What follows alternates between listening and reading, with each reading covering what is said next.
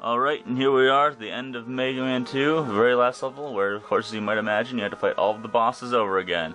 So just take your time going through them, whichever one's best for you to fight first, in your opinion. Crashman's power is, of course, gone.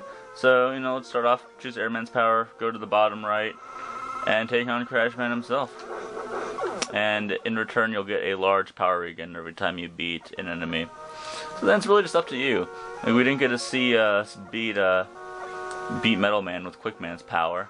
So switch to Quickman's power. With Quickman's power, you've got to get in kind of close, and it'll cost Metal Man to jump.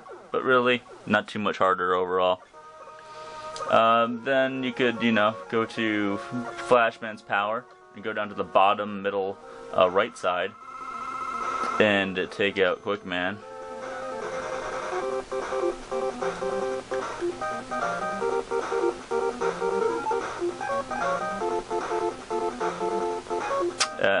Switch back to regular shot. Might take a few shots there, but you'll get your health back. Then we go up to, say we want to switch up to Metal Man's power. We go right next to where Quickman was. Take on Bubble Man real quick. Of course, just 4 shots. And if the energy starts right there on the teleporter, just jump to it. Otherwise, you might just hit the teleporter and you won't get the energy regen back. Sticking with Metal Man, let's go up to the top right. Fight Flashman. He's real easy because the floor is just completely flat, so even before he can get to you, he's gone.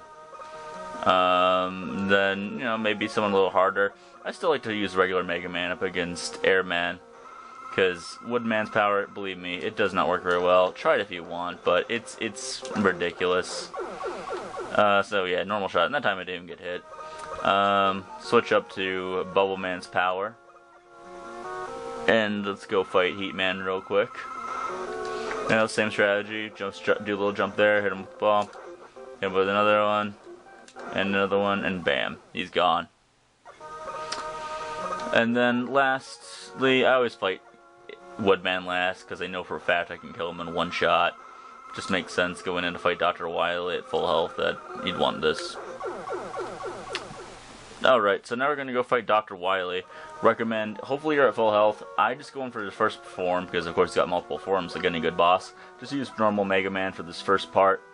He's going to fight you in a giant ship, much like he does in the first one. Just aim for the windshield of it. Try to get a couple hits in at a time if you can. These balls in the bottom, especially when they're getting close, are really hard to dodge. And as soon as he turns to a second form, switch to Airman's power. And just go crazy. Just try to have all 3 shots hit that windshield if you can. And if you've got to, use an E-capsule. There's nothing wrong with that. And you'll probably need to use one here. It is the end of the game after all.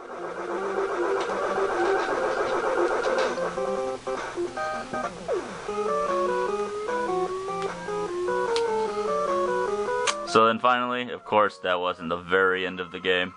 You've got to go here to this last area, and we're falling. And we're falling. And we're falling. And we're here. This part's weird. The ceiling just drips blood for whatever reason. It's really simple to go through. It knocks off about a quarter of your health if you get hit by one of these drops, but there should be no reason why you have difficulty with this. Hopefully you've still got an E-capsule left though, because the very final boss you're probably going to need one. So quickly make through that, and you're at the boss. The recommended way, and everyone basically agrees, is to use Bubble Man's power against him. When you're ready, go through the door, and Dr. Wily has met his match as he turns into an alien for whatever reason. Alright. So you fight an alien. Final boss of the game. He moves like an infinity symbol, like a horizontal figure 8, and tries to shoot homing shots in on you. Now the only part where you can really hit him is in the head. So when he gets low enough, just try to drop a couple bubbles on his head, and that's the best way to do it. Try not to hit him himself, as if you actually run into his body, it does a damn large amount of damage to you. If you get hit by the normal shots, that's not too big of a deal, but just try to keep on going. dodging every shot you can, and eventually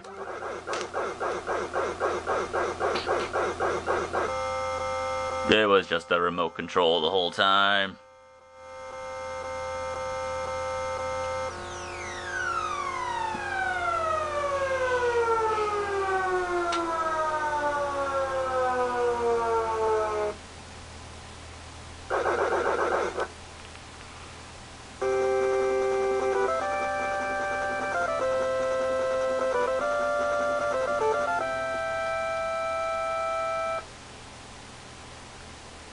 As Mega Man does the slow, original, Incredible Hulk movie ending where he walks back. Will the world ever be safe, Mega Man? Who knows? Certainly not for a long, long while, as this is only adventure number 2 out of an ungodly number of Mega Man titles. But that's it, pretty much. That's the end. I hope you enjoyed the review. I hope it was a little more entertaining, at least, than just some normal person walking through it and speed running it. You know, hope my commentary added something, at least.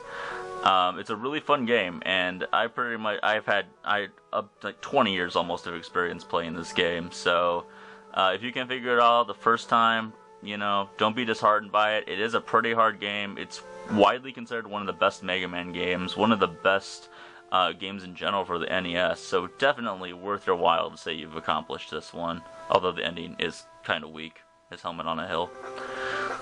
And that's Mega Man 2. If you want to try it on difficulty, on the difficult mode, go ahead. The only difference is that the enemies are much stronger. They'll take a few more shots to kill. The bosses, you'll need to exploit all of their weaknesses for the most part. Other than that, it's not too hard. It's not different at all. That's why I decided to do it on the normal mode, because I knew I could do a quick, clean run through it. But I have a couple more game reviews planned in the future. Hopefully I'll get a DVD recorder and we'll be able to do this the right way, rather than an unscripted camera against the TV kind of look. But until next time, it's Johnny Cage, signing out.